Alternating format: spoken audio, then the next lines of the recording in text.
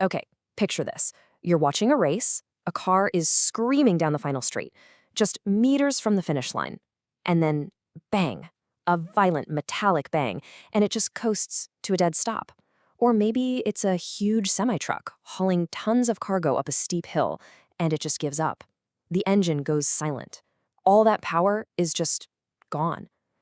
So, what on earth just happened? Yeah, what could possibly do that? We're talking about the crankshaft here. It's this massive, solid piece of forged steel. It's literally the backbone of the engine. How does something that strong just snap in half? It seems totally impossible. You know, it really does seem impossible. And that's because the culprit isn't what you think. It's not one single huge impact. It's actually an invisible enemy that attacks relentlessly, millions of times a minute. It's a constant, violent, twisting force. An invisible, twisting force. Okay, I'm trying to picture that. What's actually happening inside the steel itself? That's the perfect question. And the best way to think about it is to imagine you're wringing out a wet towel. You grab both ends, right? And you twist them in opposite directions. You can literally feel that shearing force inside the fabric. That's exactly what's happening to that solid steel crankshaft, just on a molecular level. And, of course, in the world of engineering, this twisting has a name. It's called torsional stress. Every single time a cylinder fires, it delivers this massive punch of torque. And that punch is always trying to twist the crankshaft. That internal stress is the invisible force that we're hunting down. So let's actually look at one. You can see here the crankshaft kind of looks like the crank on a bicycle, right? Your leg pushes the pedal straight down. That's the piston. And the crank arm turns that linear push into rotation. Well, it's the same idea here. And you can see these specific parts, the journals and the webs. All that force gets concentrated right there. These are the spots that are under constant torsional attack. Now, the cool thing is, engineers aren't just guessing about this. They can calculate this stress with a really fundamental formula. Tau equals T times R divided by J. Whoa, okay, you just threw an equation at me. Break that down for us. I promise it's simpler than it looks. So tau, that's the Greek letter tau, is the shear stress. That's our enemy. Now it gets bigger with more torque, or T. That makes sense, right? More power, more twist. It also gets bigger with R, the radius, basically because the farther you get from the center, the more leverage that force has. Okay, I'm with you so far. So what's that J on the bottom? Is that our hero in this story? That's exactly it. J is the polar moment of inertia. Just think of it as a number that describes how good the shaft's shape is at resisting twist. A thicker, beefier shaft has a bigger J, and since it's on the bottom of the equation, it makes the overall stress go down. It's a huge part of the crankshaft's defense. So where is all this twisting torque even coming from? I always just pictured the engine giving a nice, smooth push. Yeah, that's what most people think. But it's not a smooth push at all.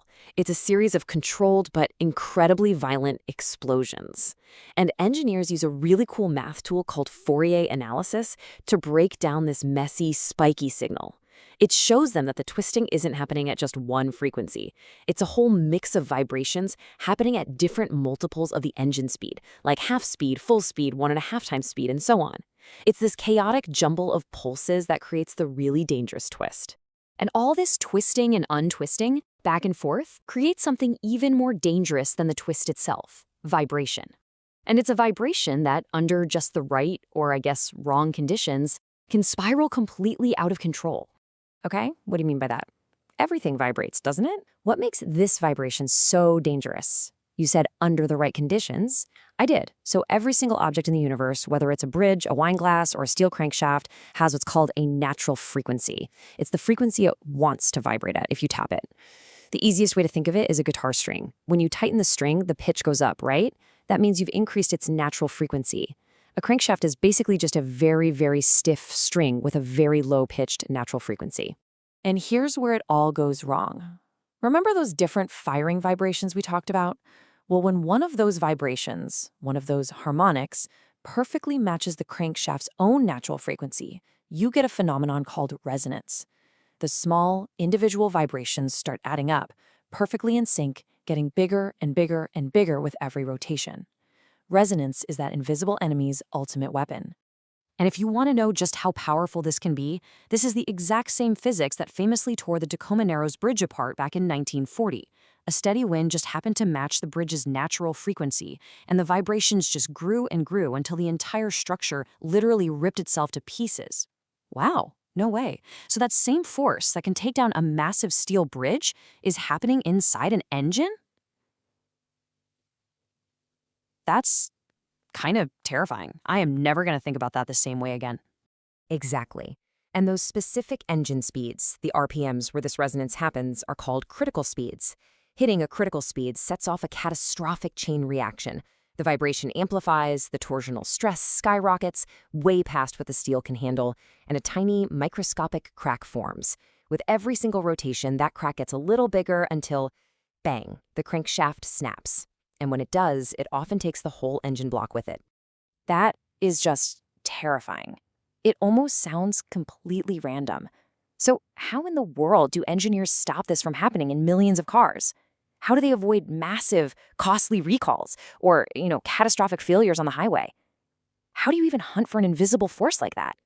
Well, they hunt for it by understanding that stress doesn't flow evenly through a part. It flows through the metal kind of like water in a river.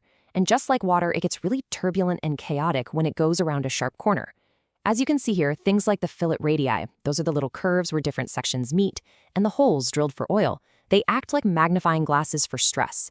They have what's called a high stress concentration factor, or KT, which can literally triple the stress in one tiny spot, creating the perfect place for a crack to start. And here's the absolute key to the whole thing. It's almost never one giant twist that breaks the crank. It's metal fatigue, from what engineers call cyclic loading. Every single rotation of the engine is one cycle of stress.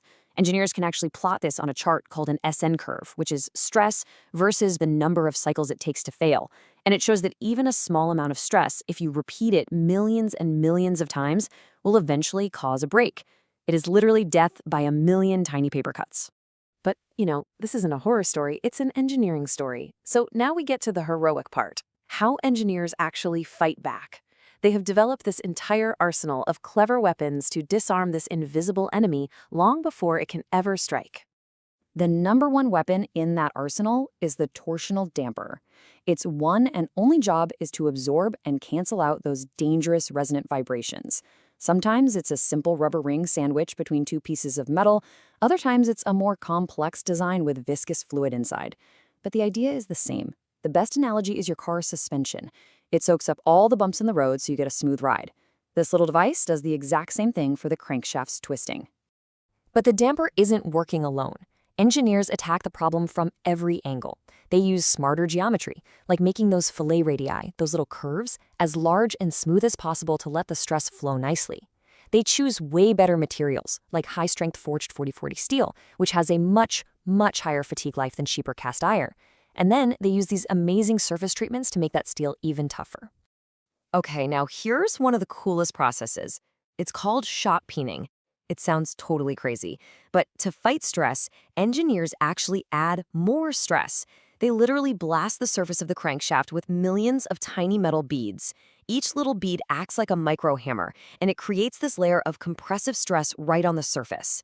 Wait a second, so you fight bad stress with good stress? Precisely. How cool is that? That compressive layer acts like a suit of armor. It makes it incredibly difficult for one of those tiny fatigue cracks to ever get started in the first place. It's just a brilliant bit of material science. And today, the battle is often won before a single piece of metal is ever cut. Using powerful software for something called finite element analysis, or FEA, engineers build a perfect digital twin of the crankshaft. They can run simulations and literally see the stress hotspots show up in bright red on the screen, and then they can redesign them right there. They also use complex analytical models, like the Holzer method, which is a way to calculate the exact RPMs where those dangerous vibrations will pop up. This lets them design the engine so its normal operating range never even gets close to a critical speed. So, when you put it all together, what you're seeing is this incredible, hidden world of engineering. They take the violent, chaotic energy of thousands of explosions per minute, they tame these destructive twisting forces and these invisible vibrations, and they transform all of it into the smooth, reliable power that we all just take for granted every single day. That is truly incredible. I mean, the amount of physics, materials science, and pure cleverness that goes into making sure this one part doesn't fail is just staggering. It really makes you wonder, right? What other invisible engineering battles are being won all around us, every single day, just to make our modern world work?